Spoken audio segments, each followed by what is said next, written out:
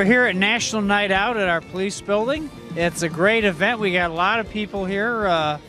Harper College Police Department is here also. We have all kinds of exhibitors. You can look at all the equipment. They got hot dogs and stuff to eat and all kinds of giveaways from all these associations. So come on out. Remember it for next year. National Night Out is a nationwide event. It's to bring all communities and police departments together just to show everybody what we're a part of and make a stronger community. We're here with all of our residents. We got a ton of vendors here, our fire department's here, the Salvation Army, all these different things you come out and see. We provide station tours so everyone can see what we do behind the scenes. Emergency management is here to help us out, EMA. We have the Ghostbusters here, Hoffman Estates Parts District. We have the Hoffman Estates Community Bank is here.